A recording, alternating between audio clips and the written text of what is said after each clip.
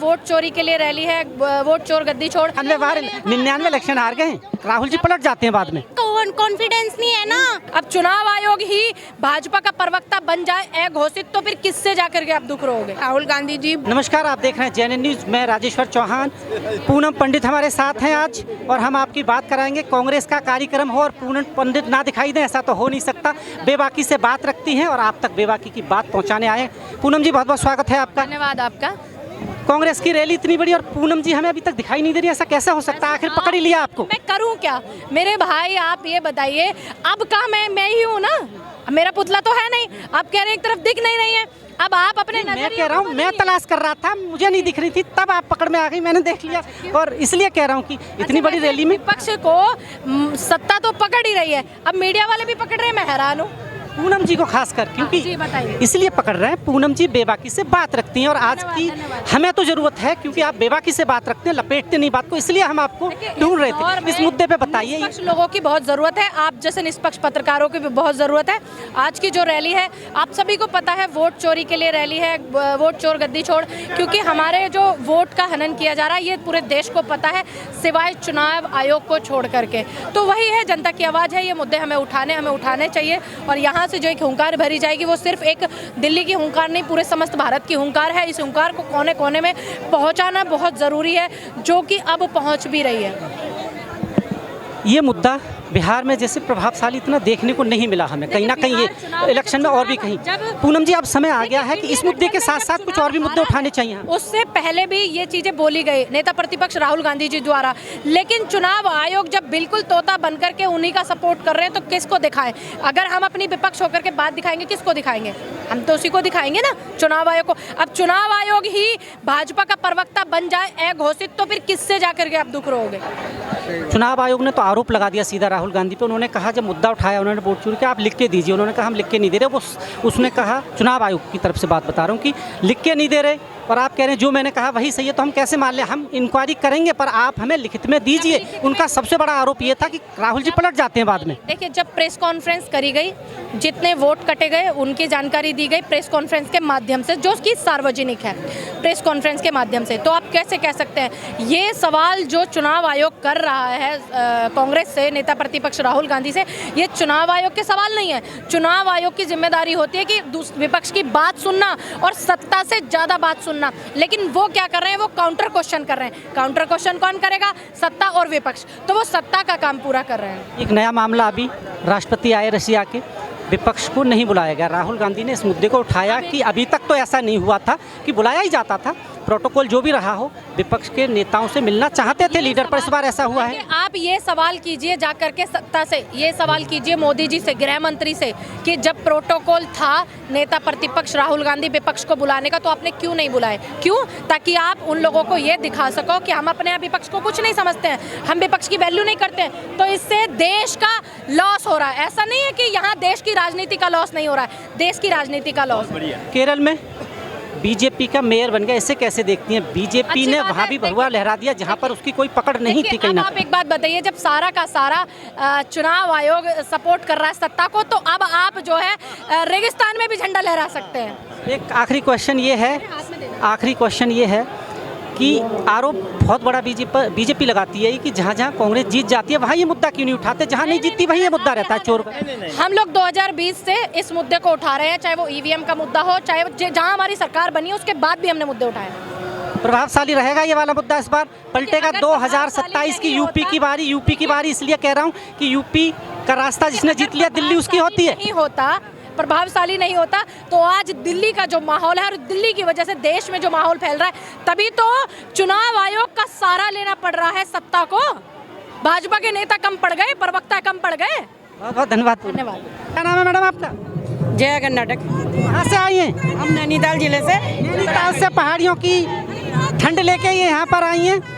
यहाँ की जो गर्मी है राजनीति की, उस पर ठंडक चढ़ेगी, मिलेगी। राहुल गांधी का मुद्दा हावी होगा, जनता तक पहुंचेगा। कोई बात नहीं, बहुत अच्छा हमें समर्थन मिल रहा है राहुल जी को। और जिस तरह से निर्वाचन आयोग और हमारे भाजपा के वरिष्ठ नेता जिन्हें मोदी जी कहते हैं, जिस तरह की उनने अपनी तानाशाही फैलाई है, जनता समझ गई है और जनता उनको 2027 में फतेह हमें कांग्रेस की मिलेगी। 2027 में क्या करेगी जनता? क्या करेगी ये सब लोग देखेंगे, पूरा देश देखेगा कि जिस तरीके से इन चोरों को खदेड़ने का काम यहाँ से जनता करेगी वो बहुत जल्द इनके सामने आने वाला है। क्योंकि इन लोगों ने देश का जो सत्यानाश किया है, देश में महिलाएं सुरक्षित नहीं है, युवा सुरक्षित नहीं है, बेटी बचाओ बेटी पढ़ाओ की नारा देने वाली झूठी सरकार और बेटियां इनके ही राज में असुरक्षित है। तो मैं तो कहती हूँ कि ये सरकार अब जाने वाली है, बहुत जल्द जाने वाली है। और मोदी जी खाली झोला लेके आए थे और खाली जाने का नारा झूठ देते हैं, भरा हुआ झोला लेकर जाने वाले हैं। बिल्कुल जाने वाले हैं। जीत रहे हैं लगातार। अब नहीं जीतेंगे, क्योंकि जितने बेईमानी वोट चोर के उनके जब जनता की समझ में धीरे धीरे आने लगे हैं और अब उनका जाने का समय हो गया। क्या कहना चाहती हैं, क्या नाम है, कहाँ से आई हैं? मैं तो असम से आई हूँ, मैं धुबरी जिले का अध्यक्ष हूँ। असम से आई हैं आप? असम में इस वक्त कैसा माहौल है, सब ठीक है? माहौल तो कांग्रेस का ही है जी, लेकिन ये वोट चोरी के चलते हम लोग थोड़ा पीछे हो गए। अभी हम लोग ये रैली करने के बाद लग रहा है कि हम लोग आगे चल जाएंगे, कांग्रेस का माहौल बनेगा और सरकार भी हम लोग ही बनाएंगे। इसकी ऐसी हालत को जिम्मेवार किसको मानती हैं? कांग्रेस सबसे पुरानी पार्टी और आज ऐसी हालत में है, किसको जिम्मेवार मानती है इसको? कांग्रेस स्वयं है कहीं ना कहीं? नहीं, इसका जिम्मेदारी कोई नहीं है। वोट चोरी के कारण ही सब हो रहा है और कुछ नहीं है सर।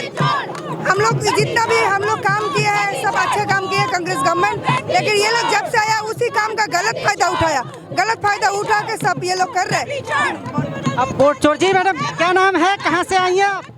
क्या कह रहे हैं? क्या नाम है और कहाँ से आई हैं? मैं उत्तराखंड से हूँ, ज्योति रौतेला मेरा नाम है, उत्तराखंड महिला कांग्रेस के अध्यक्ष और ये हमारी टीम है पूरी उत्तराखंड की जो यहाँ पे से आई हैं जी। उत्तराखंड की ठंड यहाँ की राजनीति को पिघलाएगी क्या, या और गर्म होगी अभी? जमा देगी नहीं। उत्तराखंड देवभूमि है, देवभूमि से जो लोग आते हैं वो तख्तोताश हिलाते हैं और हम भाजपा का तख्तोताश हिलाने आए हुए हैं। देवभूमि की देव शक्तियों का आशीर्वाद मिलेगा राहुल गांधी को अब की बार? देख सकते हैं पूरी तरीके से राहुल गांधी जी के साथ हैं, हमेशा से है, क्योंकि भगवान उनके साथ होते हैं जो लोग सच्चे होते हैं। राहुल गांधी जी सच्चे हैं, सच की लड़ाई लड़ रहे हैं और पूरे देश की जो भावना है। आपने तो उत्तराखंड में बीजेपी की सरकार बनवा दी है कहते बताइए। एंटी कंपल्सी भी नहीं आई वहाँ पर, तो दोबारा चुन गए वो तो। देखिए बात सुनिए मेरी बात, भाजपा की सरकार आ रही है वोट चोरी करके, भाजपा की सरकार जनता के मत से नहीं आ रही है, वोट चोरी करके आ रही है। अगर आज अयोध्या हार गए मैडम, वोट चोरी कैसा? ये अयोध्या हार गए बड़ी सीट, उसके लिए उनको हार रहे हैं हम लोग, पूरे देश में हार रहे हैं। मैं बीजेपी की बात कर रहा हूँ, वोट चोरी के बाद भी अयोध्या हार गए इतनी बड़ी सीट। भैया कितने वोट्स आ रहे हैं, कितने वोट्स आ रहे हैं आपको पता है? बात तो सीट की है, सीट बहुत इंपॉर्टेंट है। सुनिए सीट की बात है, भाजपा जिस तरीके से धर्म की राजनीति कर रही है, लोगों को लड़वाने का काम कर रही है, वोट चोरी का काम कर रही है, इससे वो सत्ता पे है। अगर आज बैलेट पेपर से वोट होना शुरू हो जाए तो भाजपा को भाजपा की औकात पता चल जाएगी। सही बात है क्या जो कह रही है कि अगर बैलेट से वोट? 100% सही कह रही है। और जैसे आपने अयोध्या की बात कही तो उनको ओवर कॉन्फिडेंस है कि अयोध्या में हमने राम मंदिर बना लिया तो हमने जीतना ही जीतना है। उन्हें ये पता नहीं था कि अगर हम यहाँ पर मशीन फिट नहीं करेंगे, उन्हें था कि हम जीतेंगे, इसलिए वो हारे हैं। और आज देश में परिवर्तन का माहौल बना हुआ है और हमें उम्मीद है कि बैलेट पेपर जिस दिन अगर सुप्रीम कोर्ट आदेश कर दे बैलेट पेपर पर चुनाव होंगे, उस दिन हमारी पक्की